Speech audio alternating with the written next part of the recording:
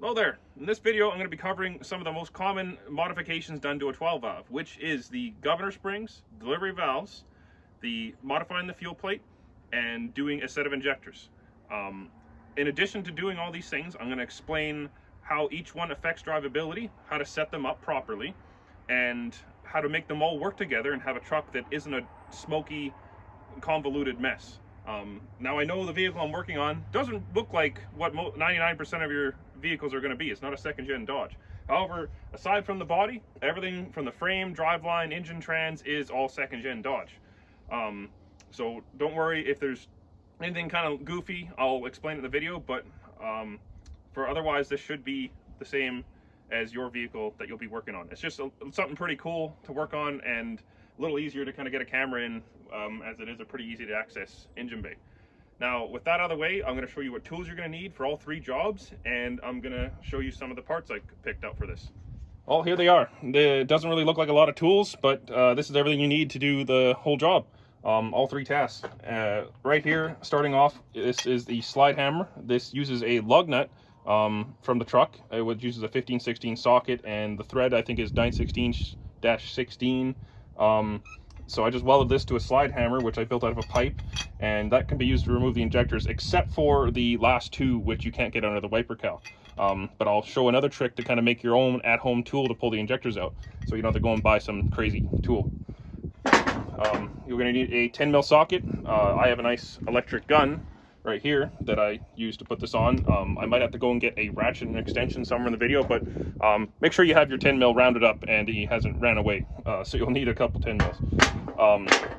A 22 mil socket, which is for removing the cover over the governor springs. A 21 might work, but I've always used this socket, and it's worked fine. Got a 8 mil socket and a 1/4 inch drive ratchet. This will be doing for the governor springs, removing some of the bolts holding the fuel shutoff solenoid off. 3/4 inch wrench, of course, for doing the injection lines. A 7/16 socket for doing the boots, and then a ratcheting 10 mil, which is also optional. You can just use a short 10 mil on the 1/4 inch drive ratchet, but I use this wrench for removing the injector return bolts. Now I hope I have everything here. I'm pretty sure this is everything you'll need to do all the work. Now for parts, we've got our governor springs on our left here, delivery valves in here. These are 191 delivery valves, and we've got some 5x12 SAC tipped injectors for this truck. Both the governor springs and delivery valves have been bought on Amazon. They're roughly $40 each, and it might kind of scare you. It seems really cheap, but I've installed probably 10 of each of these kits, and they work awesome. The 3K, 4K kit for the governor springs, you can choose to either do 3,000 RPM governor springs or 4,000 RPM governor springs. Simply to do 3,000, you just remove the smallest, most spring. I'll go into a little bit more as I'm installing it. For the delivery valves, the 191 it's a cheap, common upgrade. You'll gain a good bit of power and should still run clean. And then for the 5x12 injectors, these were picked because it's with all these fueling mods done, it should about max out this HX35 stock turbo, with a little bit more room to grow for, say, about a 60 mil turbo. But the whole kind of combo is just a mild street truck turned up, maybe 325 horsepower, and still able to tow and be a nice clean truck. The fuel plate modification I'll be doing by hand and doing a custom grind, which I'll explain doing that. But as I go through installing all these, I'll explain what you may want to pick for your vehicle. All right, so digging into it, the first thing we'll be starting with is the injectors. Now this truck has a different intake horn on it, but for your stock 12 valve, you're going to have 8 10 mil bolts and 1 7/16 to remove the intake horn. There'll be 4 here. There'll be 2 for the grid heater, which then you'll remove the nuts, place them back on the grid heater, and then fold the wiring over where the injection lines are. Then there'll be another 10 mil bolt right here for the front of the intake horn, and there'll be a 10 mil bolt to hold on the dipstick tube. Then moving on to the injection lines, you have a 10 mil bolt here, 10 mil bolt here. Don't take any of these line holders off, leave them all together. Take your 3/4 inch wrench, remove all these nuts till they're just loose and sitting like this.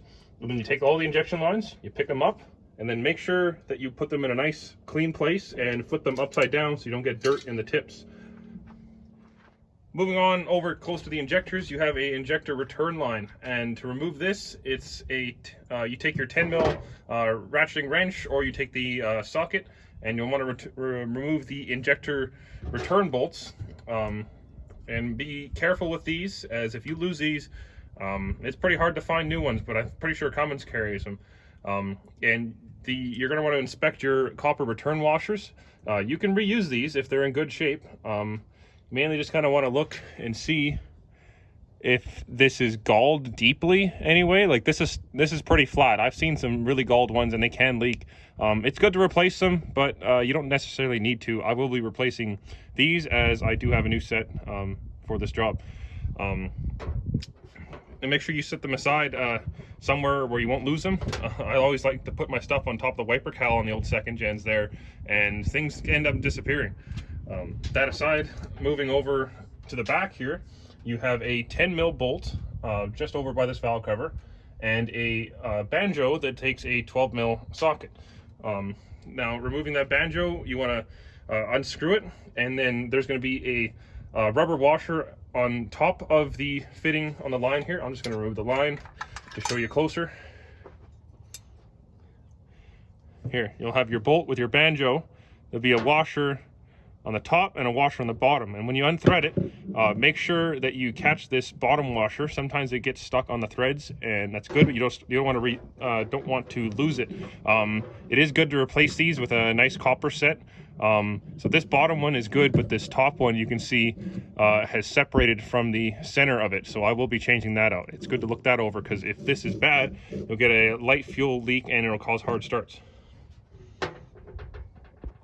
Next up, you'll want to take a 15/16 socket and unscrew the injector hold down nut. Stuck in the socket here. Now some of these will have a O-ring in the top that seals, it's like a squarish O-ring that in the top groove here that seals it, and they're probably going to be disintegrated and break when you remove it. Little kind of telltale sign if somebody's done injectors in a truck is if that is missing, because a lot of the times people don't put it back in, and you don't have to put it back in. It's not entirely necessary. They're kind of hard to track down too, as far as getting a set. You can get them new, they're a little tough to put in. With that out of the way, I have my slide hammer here, and you take the slide hammer and you can pop the injector out. I'll take a look and make sure the copper washer is there. But also, as an alternative to the slide hammer, you can use a now this is just kind of a rough example that I just kind of had laying around, but you make something similar to this with a smaller size pipe, probably about this size, where you can slide it around the injector, and then you'll have the top of the injector poke through the center of this, and you'll take a 9/16 fine thread nut, or like maybe even one of the nuts off your wheels, and put that in the top, and when you tighten that down, it will thread onto the top of the injector, and it will pull the injector out. And this is a kind of a simple little tool you can make. Now, if you don't have access to a welder, or don't want to make that, or don't have a slide hammer, the last thing you can do is take one of these wheel lug nuts, flip them upside down, and then take a pry bar or a large pickle fork, and you can pivot it off the top of the head bolt and pry up on this. Some trucks are going to really put up a fight to get these injectors out, so if it feels like it's not coming out, as long as the injector hold down nut's out of the way, it's going to come out eventually. They just kind of get a little rusted in there and stiff. Moving inside to explain a visual inspection on the injectors as you pull them out. I was correct in assuming this was a aftermarket injector. Here's a laser etched marking on the tip. Stock injectors won't have this. They'll just be blank the whole way around. Now, inspecting the tip here, it's kind of dirty, but looks like it was functioning good. There's not not a huge buildup of soot. The truck wasn't turned up a ton, so it was burning good. Now, if this is wet, then you could have a condition where the injector is stuck open and wasn't getting a complete burn, or you can have low compression and also, as a result of that, have not getting a complete burn.